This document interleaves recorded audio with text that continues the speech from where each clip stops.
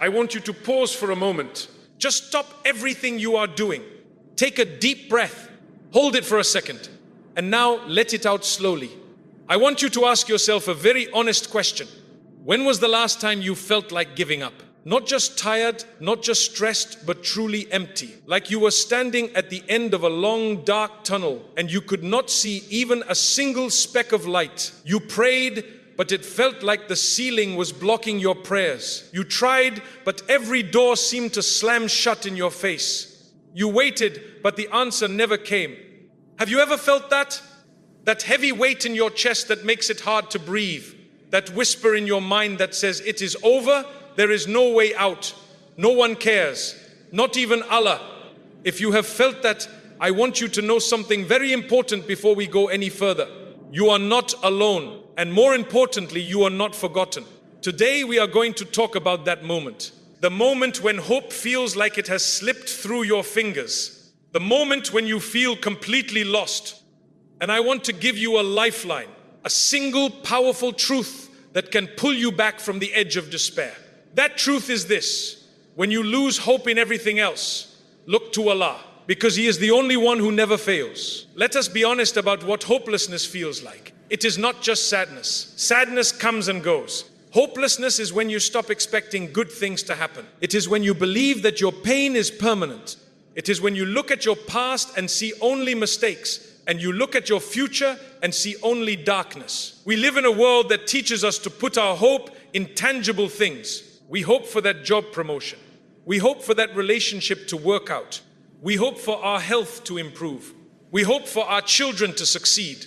And there is nothing wrong with having goals. But the problem arises when we tie our entire sense of peace to these outcomes. Because what happens when the job falls through?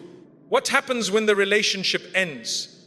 What happens when the diagnosis is not what we wanted? When those things crumble, our hope crumbles with them.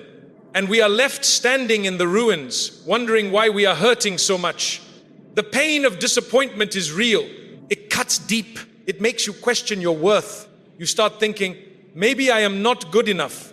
Maybe I did something wrong. Maybe Allah is angry with me. But my dear brother, my dear sister, I am here to tell you that your pain is not a sign of Allah's anger. Sometimes your pain is a sign of Allah's love. Sometimes He breaks your heart to save it. He closes a door because He knows what is behind it would destroy you. He delays the answer because He knows you are not ready to receive it yet. But in that moment of delay, in that moment of darkness, Shaitan whispers. He wants you to believe that you are alone. He wants you to believe that no one hears you. He wants you to lose hope. Because when you lose hope, you stop trying. When you stop trying, you drift away from your Lord.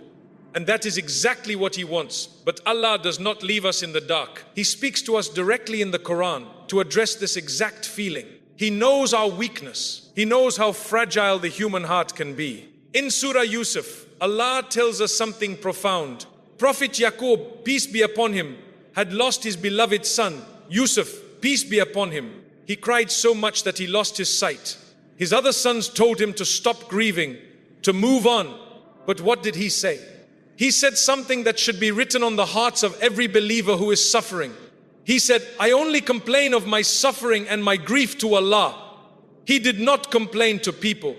He did not post his pain on social media seeking validation.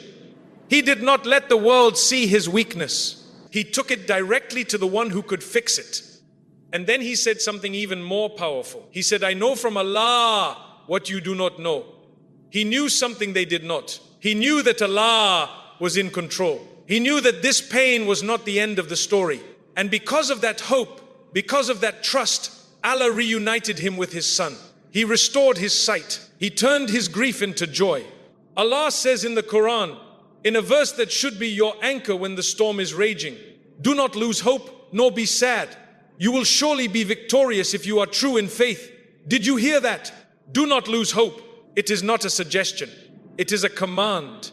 Why? Because despair is incompatible with faith. When you believe in Allah, you must believe that He is capable of changing your situation in the blink of an eye. Allah also says, indeed, with hardship comes ease. Notice He did not say after hardship comes ease. He said with hardship comes ease. Sometimes the ease is hidden inside the hardship. The strength you gain from the struggle is the ease. The patience you learn is the ease. The closeness to Allah you find in the pain is the ease. One of the biggest reasons we lose hope is because people let us down. We expect too much from creation. We expect our friends to always be there. We expect our family to always understand.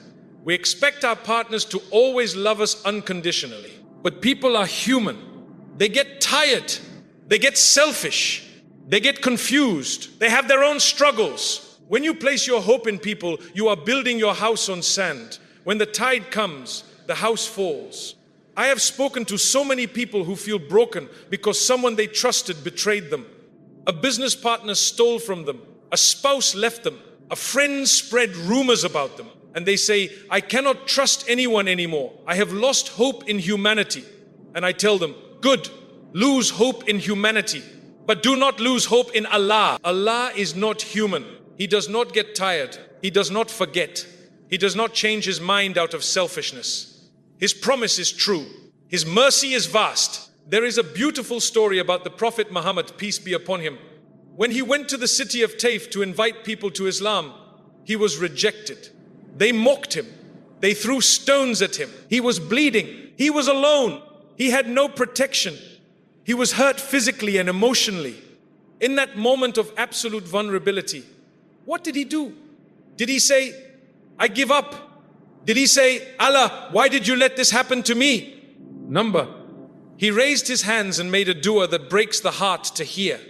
He said, Oh Allah, to you I complain of my weakness, my lack of resources, and my humiliation before the people. He turned his pain into a connection with Allah. He did not let the rejection of people become a rejection from his Lord. And because of that trust, Allah honored him. He gave him the night journey. He brought him closer than any human has ever been to the divine. Your rejection today might be your elevation tomorrow. But only if you do not lose hope. Sometimes we lose hope not because of what people did to us, but because of what we did to ourselves. We look at our sins. We look at our mistakes. We look at the times we turned away from Allah and we think, I am too far gone. Allah will never forgive me. My hope is lost because I destroyed my own chance. This is one of the biggest tricks of Shaitan. He wants you to believe that your sins are bigger than Allah's mercy, but that is impossible. Allah's mercy is greater than anything you can ever do. Allah says in the Quran, say, O my servants who have transgressed against themselves, do not despair of the mercy of Allah. Indeed, Allah forgives all sins. Indeed, it is He who is the forgiving, the merciful. All sins, not some sins, all sins. There is a story of a man who came to the Prophet Muhammad, peace be upon him. This man had committed sins that he thought were unforgivable. He asked, can I be forgiven? The Prophet, peace be upon him, asked him, do you testify that there is no God but Allah? The man said yes. The Prophet, peace be upon him, said, then you are forgiven. Imagine that, just like that. Because Allah's mercy is not earned by your perfection. It is earned by your return. So if you are feeling hopeless because of your past, stop right now. Make a decision to turn back. Allah is waiting for you. He is not waiting to punish you. He is waiting to embrace you. The door of repentance is open until the sun rises from the west. As long as you are breathing, there is hope. So how do we practically find hope when we are in the depths of despair? It is easy to say, have hope, but how do we do it when our hearts are heavy? Here are some practical steps that can help you shift your perspective and reconnect with Allah. First, change your environment. Sometimes the walls of your room feel like they are closing in on you. If you are feeling low, change your space. Go to the mosque, sit in a park, visit a family member. Sometimes a change of scenery can break the cycle of negative thoughts. When you step into a mosque, you are stepping into a place of peace. You are reminding your soul that there is a purpose beyond your current problem. Second, increase your gratitude. It sounds counterintuitive. When you are in pain, how can you be grateful? But gratitude is a light that chases away darkness. Start small. Be grateful for your eyes that can see. Be grateful for your heart that is beating. Be grateful for the air in your lungs. When you focus on what you have rather than what you lost, your perspective shifts. Allah says, if you are grateful, I will surely increase you. Gratitude attracts more blessings. Third, give something away. When you feel empty, fill someone else's cup. Give charity, even if it is small, even if it is just a smile. Helping others takes the focus off your own pain. It reminds you that you still have value. You still have something to give. And Allah promises that charity extinguishes sin and cools the anger of the Lord. It brings barakah into your life. Fourth, connect through prayer. Not just the obligatory prayers, but the voluntary ones. Wake up a little earlier. Make wudu. Stand in front of Allah in the silence of the night. Cry to Him. Tell Him everything. Do not hold back. Let Him see your vulnerability. There is a special peace that comes from sujud when no one else is watching. That is where hope is restored. Fifth, limit negative inputs.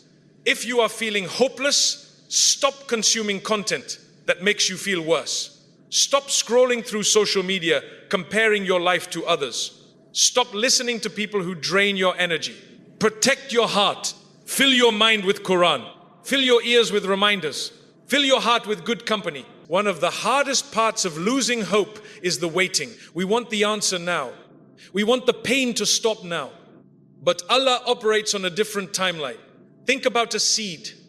When you plant a seed, you do not see anything happen for days. It is buried in the dark dirt. If the seed had feelings, it might think, I am buried, I am finished. This is the end. But in that darkness, roots are growing. Strength is building. Preparation is happening. Your life is like that seed. Just because you do not see growth does not mean it is not happening. Allah is preparing you. He is strengthening your roots so that when the bloom comes, you can handle it.